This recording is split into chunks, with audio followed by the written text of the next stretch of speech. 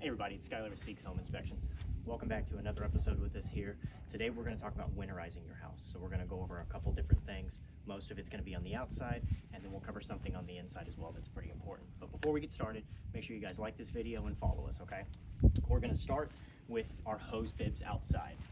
That's the technical term for them. Some people know them as faucets. I've heard people call them spigots.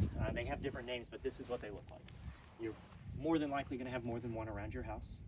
And so what we want to do to winterize it is we want to have this insulated. Now, the most common thing you're going to see is one of these. If you already have them, great. It's about that time. We need to break them out and start getting them ready. Make sure there's no tears in them. This one here is torn, so we want to get it replaced or get it glued back down. But the way that this one works is it wraps on, and you tighten it down right here, and it stays there. All right? Now, if you cannot get one of those, there have been years where I've tried to go get them and they're sold out. If you can't get access to it, stop by a Whataburger. Get yourself a styrofoam cup. You can even get them from a gas station. Something that looks just like this. Get yourself a towel. You can use a t-shirt.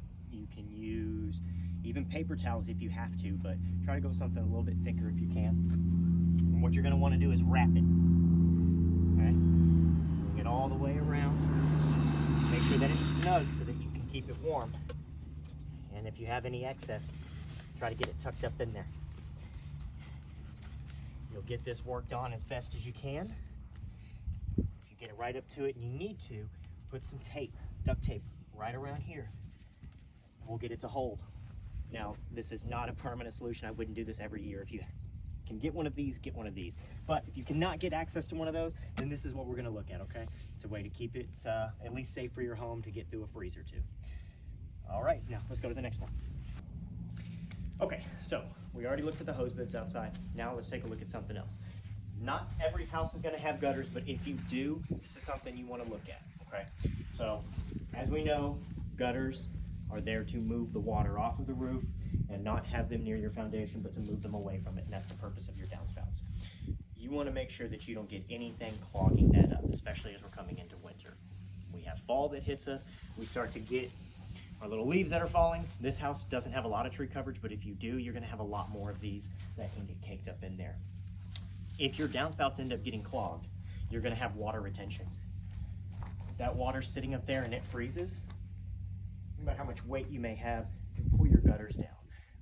Worse off than that, it can get backing up and you'll get what's called ice damming.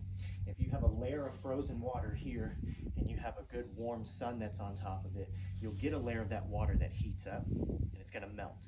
If it has nowhere to go because it's clogged, it's gonna go inside your house. So if you don't wanna get up and check your gutters, call a contractor, have them come and look at it, but you'll wanna clean out your gutters before the season hits. All right, let's move on to the next one. Okay, so we went over hose bibs, we went over the gutters. Now let's talk about some landscaping.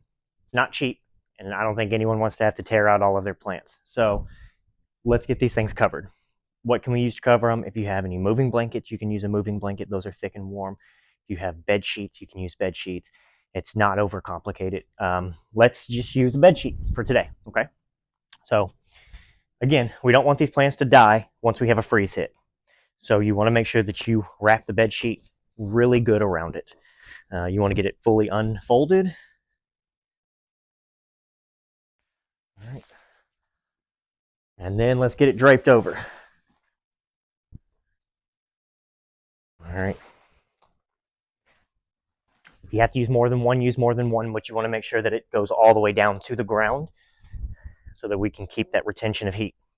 Now, we don't want it to blow away, and where I live specifically, it's very windy, so I know that I can't do this with mine. We're going to use some bungee cords. I'm going to get them together. Again, real simple. Wrap it around, bring it around the base. And when you get it around the base, that's where you want to get it clamped. You want to make sure that you can keep as much of this heat from the ground down there. Now, there's a thing called the freeze line. You go a certain number of inches down underground, and then there is no change in temperature from there. It stays the same. So we let that heat come up from the earth. We want to have it trapped under here. Once that freeze comes, if you don't have these things covered, your plants can die, and then it's going to cost you some money to yank those things out. So that's what we're going to do for outside. Now let's head inside and see what we can do inside. Okay guys, now that we finished up everything outside the house, prepping us for winter, let's look inside and see the things that we can take care of in the house. So with your sinks, This one in particular is on an inner wall. On the back side of this is a bedroom, so there's not as much of an issue with having pipes freeze here, especially if your walls are insulated pretty well. Now, if you have any sink, bathroom in general that's just on an outside wall where you're going to have a water line that could potentially be back there, you want to make sure that you leave that water running. So when we leave the water running, I'm not talking about cranking this thing as hard as you can. There's no need to do that. But to give it a very slight drip. Even something like this is a little bit excessive if you need it a little bit less. Just something like that, because moving water won't freeze. But when water is not moving, that's when it's going to freeze. And when water freezes, what does it do? It expands. That's how you have your pipes burst. You'll also want to go ahead and try and take a look under here.